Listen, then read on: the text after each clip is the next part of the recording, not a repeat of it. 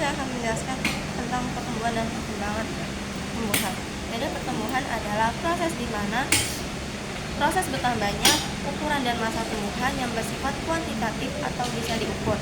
Nah, pertumbuhan ini tuh terjadi karena adanya pembelahan sel dan pembesaran sel yang bersifat irreversibel atau tidak bisa kembali ke ukuran semula, yang diikuti oleh diferensiasi sel menjadi jaringan yang dan organ khusus. Sedangkan perkembangan adalah proses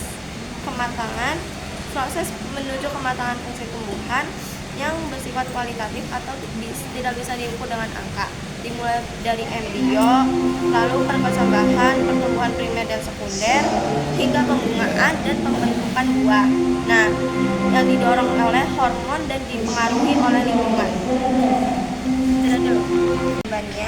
Dan ini namanya hipogel atau tumbuhan pada jagung, dan di sini ada epigel, tumbuhan pada kacang hijau. Pada tumbuhan jagung di sini dia berbentuk bulat yang bernama hipokotil, lalu muncul akar yang bernama radikula, lalu akar ini muncul selaku biji yang bernama hipokotil dan bertunas.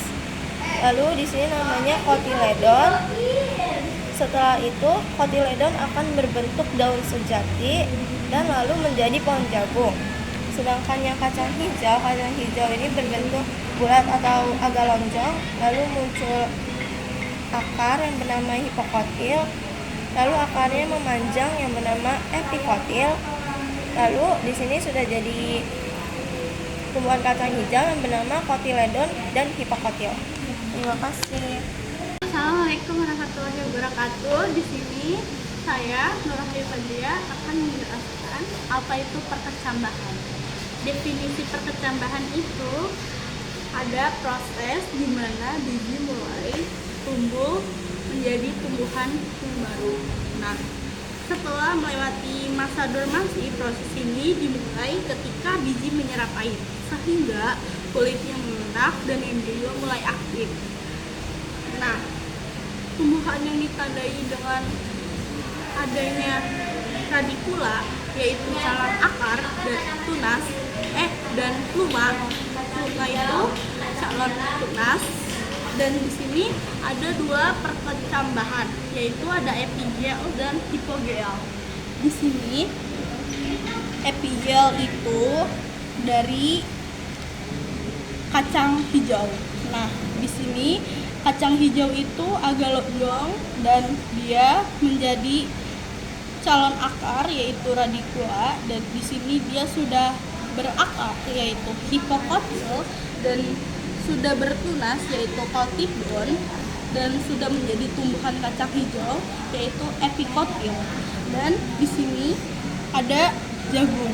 Jagung itu kan agak bundar kan, dan di sini sudah menjadi calon akar yaitu hipokotil, sudah menjadi akar yaitu epikotil, dan di sini sudah menjadi tumbuhan jagung yaitu ada kotidon dan hipokotil.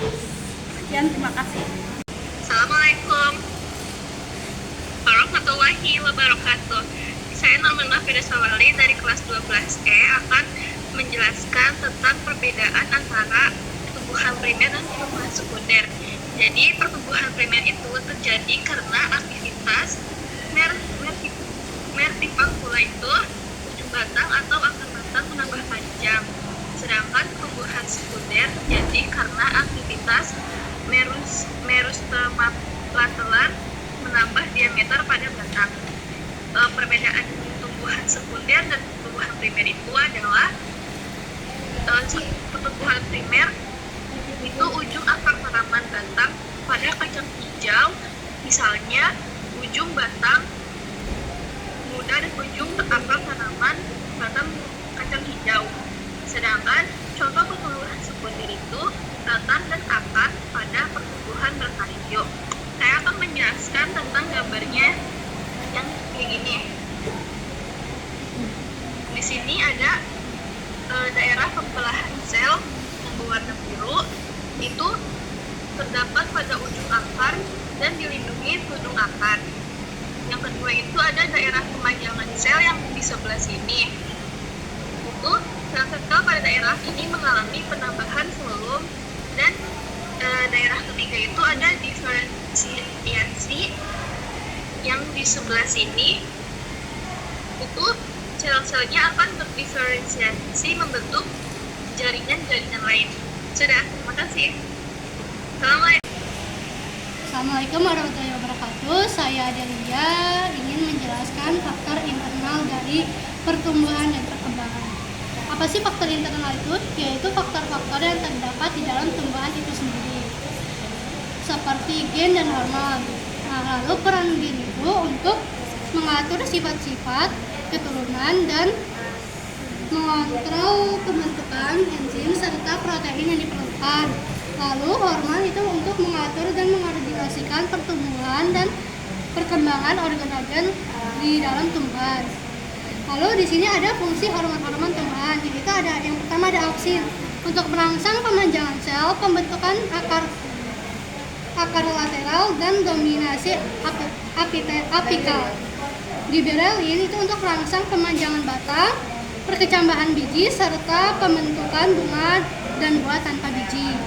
Lalu sitokinin itu untuk merangsang pembelahan sel, memperlambat penuaan daun dan bekerja sama dengan auksin untuk pertumbuhan organ. Lalu etilen mematangkan buah, pengguguran daun dan memperlambat pertumbuhan batang. Lalu ada asam abisat yaitu menghambat pertumbuhan dan menjaga dormansi biji.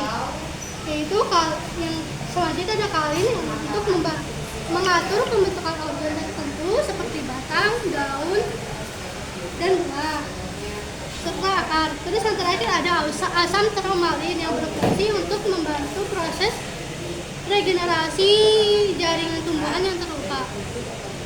Aku mana ya? Menjaga dormasi biji itu apa sih? Nah, dormasi biji itu proses mencegah biji untuk berkecambah meskipun kondisi lingkungan seperti air, oksigen, dan suhu sudah mendukung. Oke, Terima kasih. itu aja. Assalamualaikum warahmatullahi wabarakatuh. Perkenalkan, nama saya Dimas Ramadhani. Di sini saya akan menjelaskan tentang faktor eksternal. Apa itu faktor eksternal? Ya, faktor eksternal itu seperti kayak cahaya, suhu, lalu air, nutrisi, dan tanah. Terus cara perkembangannya itu seperti tepat terang dan lalu tepat gelap.